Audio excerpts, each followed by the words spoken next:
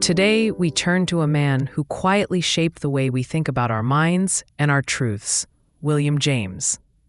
You may not say his name in everyday conversation, but if you've ever described your thoughts as a stream of consciousness or praised someone's pragmatism, you're speaking his language. James's ideas have seeped into our culture in subtle ways. He was both a psychologist and a philosopher, and indeed, the first educator in America to offer a psychology course. He is often called the father of American psychology. At the same time, he revolutionized philosophy with a distinctly practical approach to truth. That is the reach of his legacy. He helped chart the inner world in all its flow and complexity, and he insisted that what we believe must ultimately be judged by how it works in the stuff of life. James's scene is late 19th century New England, an era of scientific breakthroughs and spiritual yearnings. He is a physician by training, a philosopher by temperament, and a restless investigator by habit. In a youthful America, he helps establish a brand new science of the mind. At Harvard, he offers the country's first psychology course, introducing students to this uncharted territory of thought and feeling. But James refuses to treat the mind as a mere machine of reflexes or a tidy collection of sensations. Where some of his contemporaries try to dissect consciousness into static elements, he insists it must be understood in motion as something living and whole. To understand how James came to this view, it helps to know the currents that carried him. He was born in 1842 into an eccentric and brilliant family. His father, Henry James Sr., was a theologian steeped in mystical philosophy.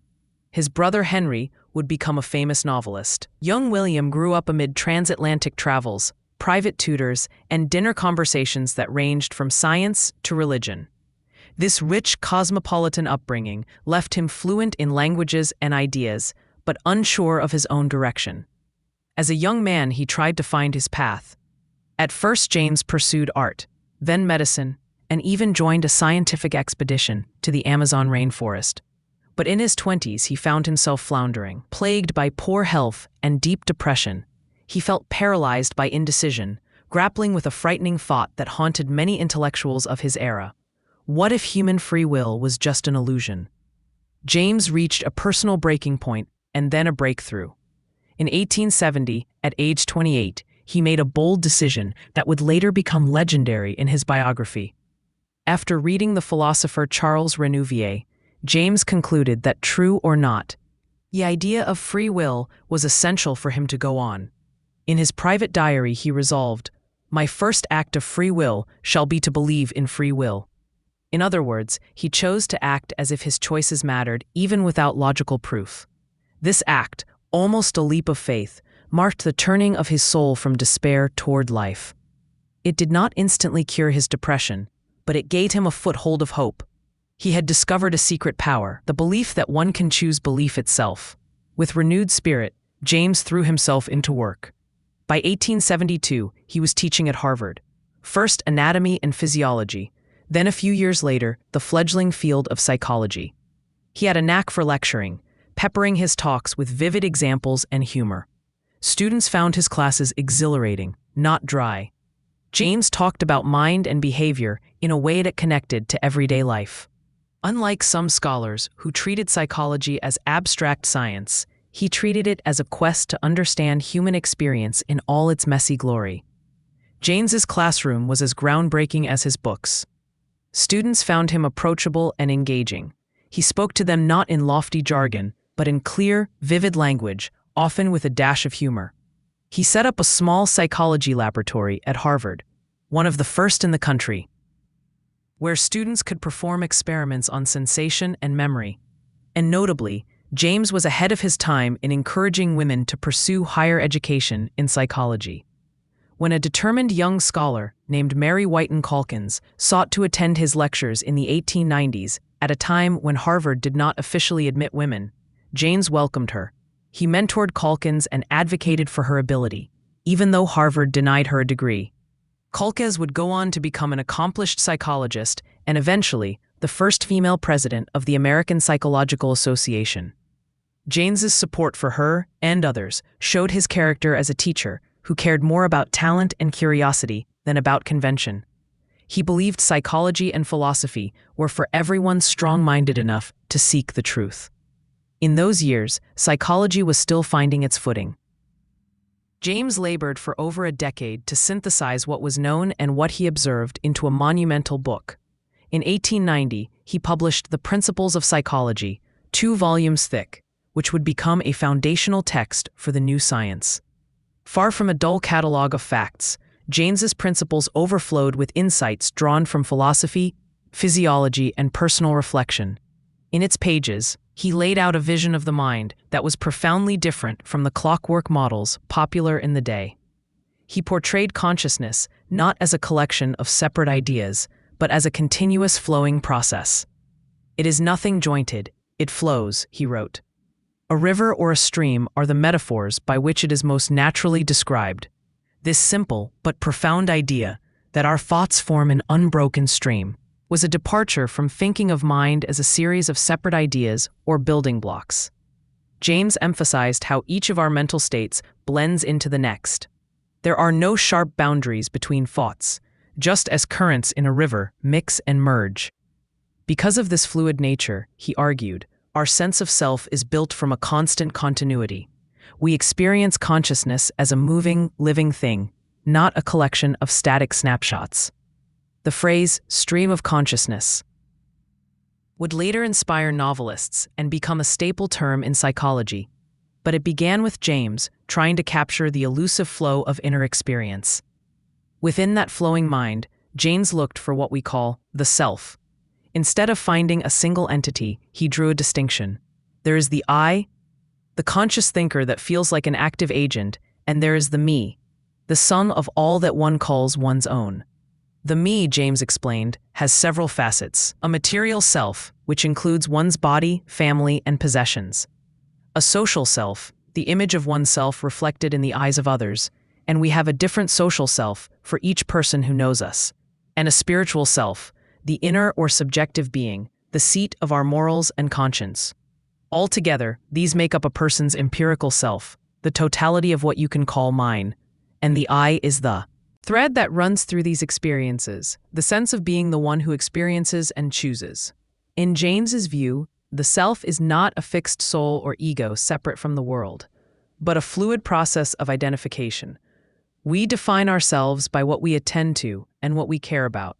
As life flows, so do we, continuously, but never exactly the same from moment to moment. This nuanced understanding of personal identity was novel at the time and would quietly influence psychology for decades to come. If consciousness is a stream, what shapes its currents? One answer, James believed, was habit. Habits are the patterns and grooves worn into our thoughts and actions by repetition. In James's view, habit is a double-edged sword. On one hand, it is the great flywheel of society, allowing us to do everyday tasks automatically and efficiently. Repeating an action or thought makes it easier each time, freeing up mental energy. This is how we learn to ride a bicycle without wobbling or speak a language without halting over every word. Habits bring order and saving of effort. They are the invisible infrastructure of our lives. On the other hand, habit can be a curse of stagnant routine. It can make our days dull by automating them too much. James warned that if we never shake up our routines or challenge ourselves, we risk becoming wooden, unable to adapt when change is needed. What was once fresh excitement can turn into numb repetition. Thus, he advised, one should cultivate good habits early and vigilantly guard against bad ones. Habits, once formed, are hard to break. They sink into our nervous system, becoming part of us. But by understanding the power of habit, we can harness it. We can train ourselves to have helpful habits, moral habits, habits that serve our highest aims, so that we are mere walking bundles of habits, as he put it, but hopefully good ones. But how do we change a habit once it has us in its grip? This is where James's interest in the will comes in. He saw will not as a mysterious force, but as our capacity to hold one idea or action in mind long enough to let it win out over competing impulses. The exercise of will, James noted, often comes down to attention and effort. It is the difference between the person who, when the alarm clock rings on a cold morning, musters the thought, "I will get up now," and the person who drifts back to sleep. The decision could go either way, But an extra push, a mental fiat, tips the scales. That push is what we experience as will. James believed that strengthening the will was possible, and it was closely tied to forming strong habits of action and thought. In essence, the more you practice doing something despite inner resistance, the more your will grows in that direction. His own life, saved in part by an act of willful belief, was evidence that sometimes the crucial step is simply deciding to try. James also turned his attention to our emotions and their relationship to the body. He posed a question that upended common sense. Do we run from a bear because we are afraid, or are we afraid because we run? To explore this, he asked people to examine their experience. Imagine you are walking in the woods and suddenly encounter a bear. Most of us would say we see the bear, feel terror, and then run. But James suggested the sequence is actually different. You see the bear, your body instinctively reacts, heart pounding, legs sprinting, and only then do you become consciously afraid. The emotion, in other words, is the feeling of those bodily changes. Without the physical symptoms, the pounding heart, the trembling. The fear might not even register as fear. Around the same time, a Danish physiologist named Carl Lang proposed a similar idea, so it became known as the James Lang theory of emotion. This idea that we feel sorry because we cry, angry because we strike, afraid because we tremble, was revolutionary. It put the body back into the center of psychology, suggesting that emotions are not just mental states, but embodied experiences. By the 1890s, James had firmly established himself as a leading psychologist, but he never saw human psychology as isolated from larger philosophical questions. In fact, he began to shift more into philosophy, eager to address questions of truth, belief, and reality that went beyond laboratory experiments.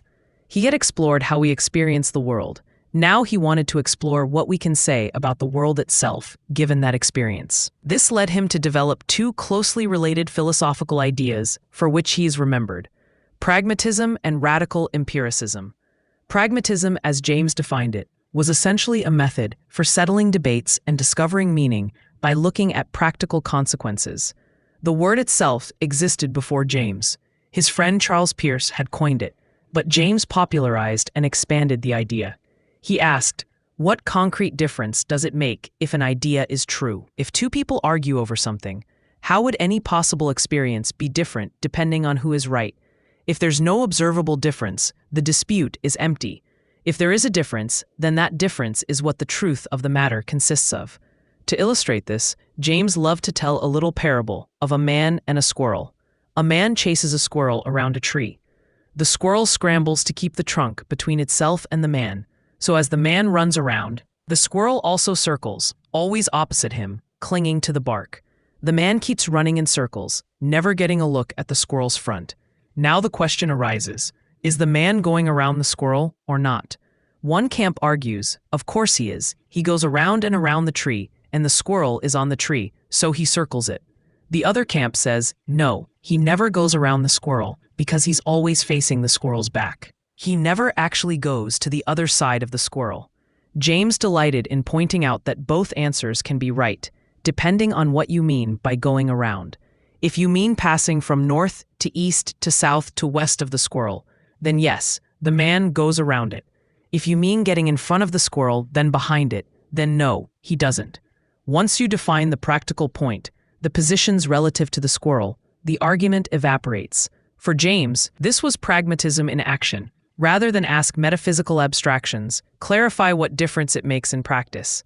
Many philosophical tangles, he believed, could be cut through with this simple question.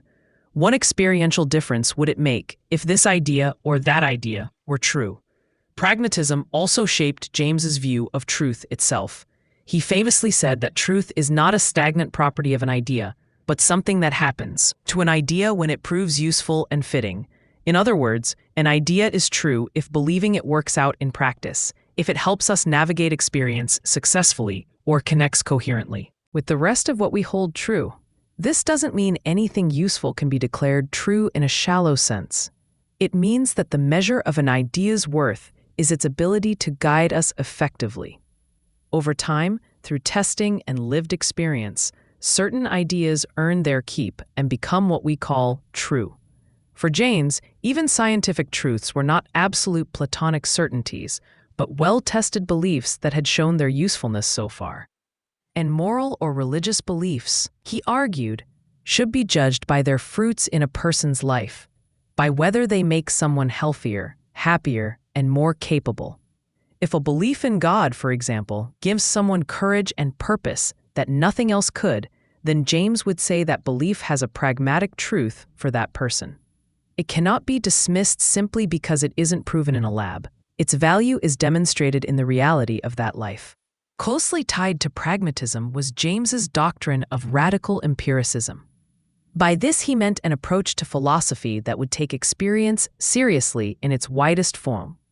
Traditional empiricists, like the British philosophers Hume or Mill, focused on sensory experiences as the basis of knowledge. James went further. He insisted that everything we experience, including relationships between things, the flow of time, and even values or meanings, are real parts of our world and should count as data. He wanted to save the appearances, to not dismiss phenomena like feelings of connection or the sense of continuity between moments as mere subjective ephemera. If it is experienced, then for James, it forms part of reality and must be accounted for in our theories of the world. This radical empiricism was a bold attempt to bridge the gap between the objective and subjective, the material and the mental. It said, "Do not sneer at any experience, no matter how weird or elusive, because those too are pieces of the truth. Only by collecting all the experiences, the seen and unseen, the normal and the exceptional, can we hope to understand reality."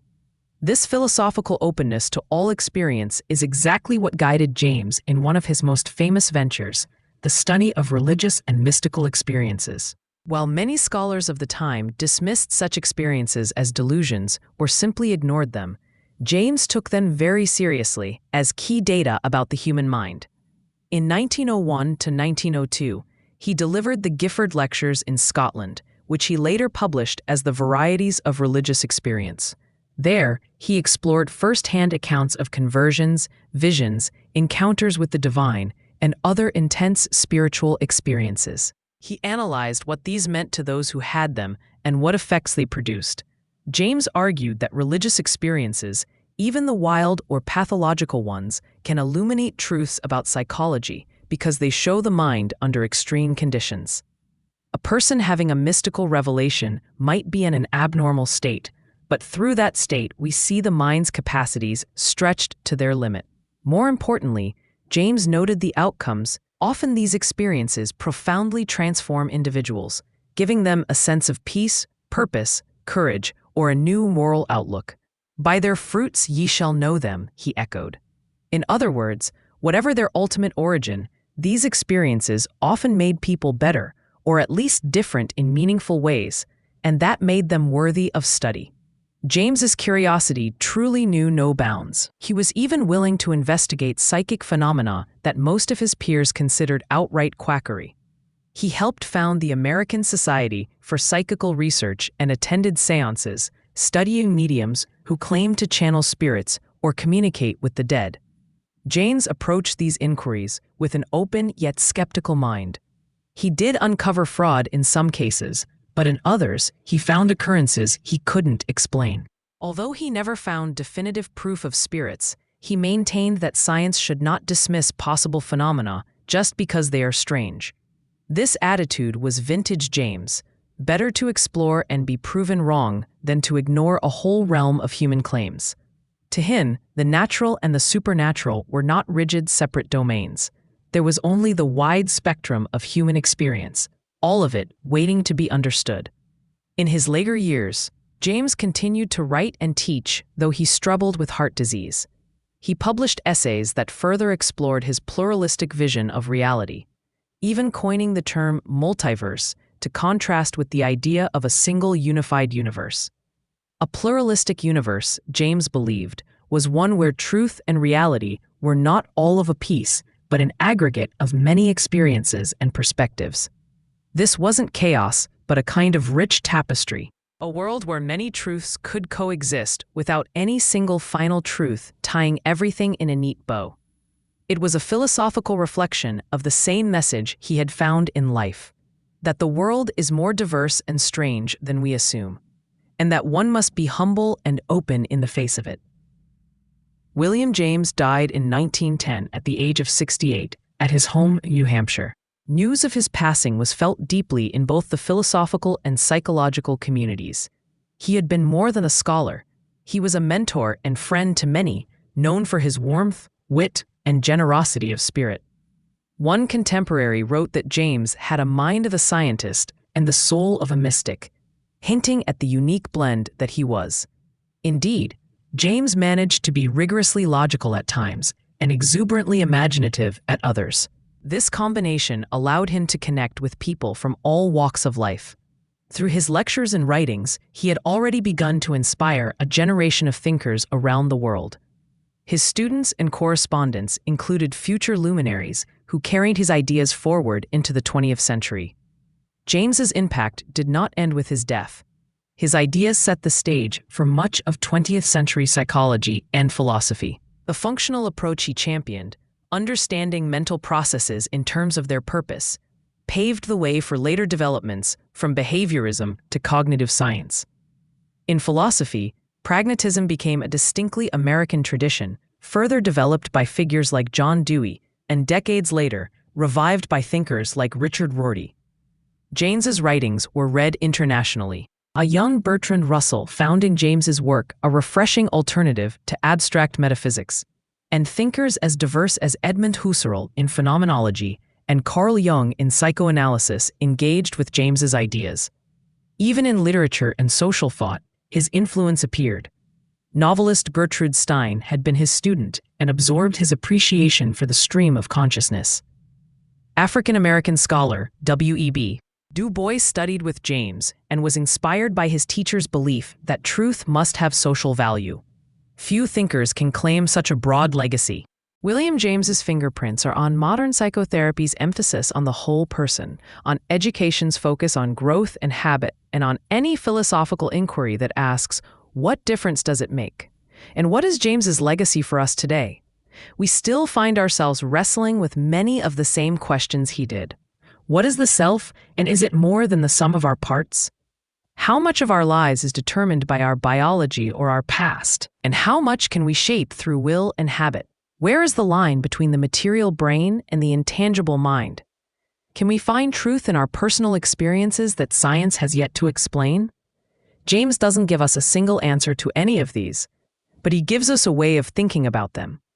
He encourages us to be empiricists, but radical ones, to look at all the evidence life presents, not just what is easily measured.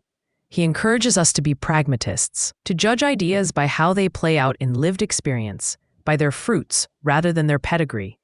In a sense, he treats ideas like living things. They survive if they adapt well to our needs and environment.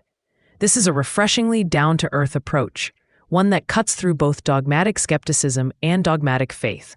So we end where William James often began, with the immediate experience of life and the choices we make. Picture a single mind, perhaps your own, with thoughts flowing like a river, always moving. James invites us to step into that stream, to observe it without preconception, and to learn from it. He asks us to be willing to believe when belief empowers us, and willing to doubt when skepticism serves us. He asks us to judge our truths by how they help us live, and to never lose sight of the diverse, plural reality we all share. In his era, William James carved out a new path for psychology and philosophy, one that was pragmatic, humane, and profoundly democratic in spirit. It respected the experience of every individual. That path remains open today. Whenever we strive to change a habit or muster willpower against the odds, whenever we consider the practical impact of a theory, whenever we acknowledge that someone's personal story has its own kind of truth, we are walking in James's footsteps. He showed that the mind is not a prison of secrets or a blank machine, but a rich, flowing, purposive part of nature, and that our beliefs can be tools for navigating the wilderness of life. In that sense, William James, the father of American psychology, still whispers to all who seek to understand themselves. Test life, trust experience, and remember that truth is what we make of it in the end.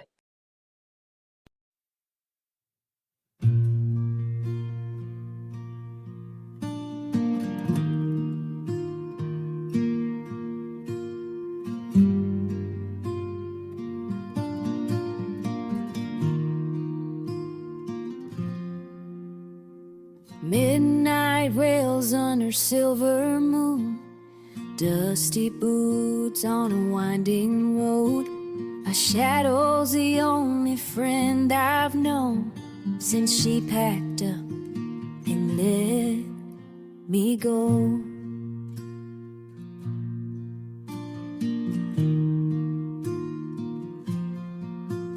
Empty whiskey bottle on the seat, her laugh still echoes in my bones. The saddle's heavy with memories. I ride alone where the wind still blows. Nowhere else to be, nowhere else to be, nowhere else to be.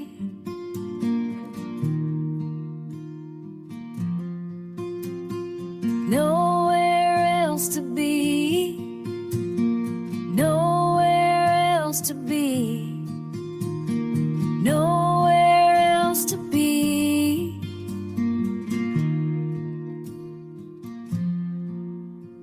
Sunrise paints the horizon gold, but it don't warm a lonesome soul.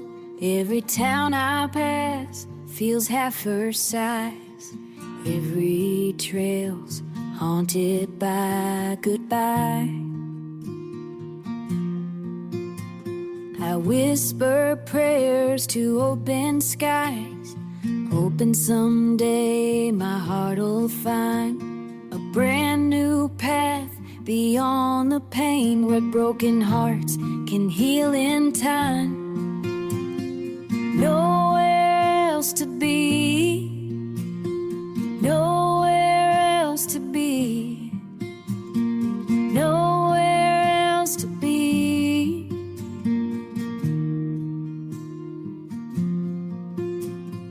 Nowhere else to be, nowhere else to be.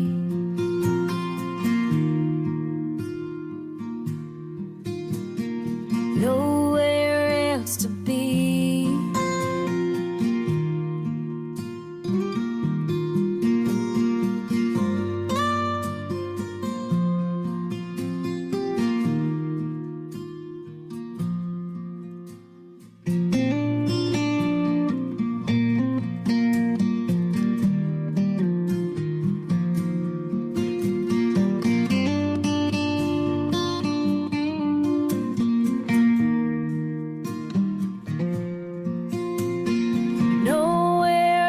To be, nowhere else to be, nowhere else to be.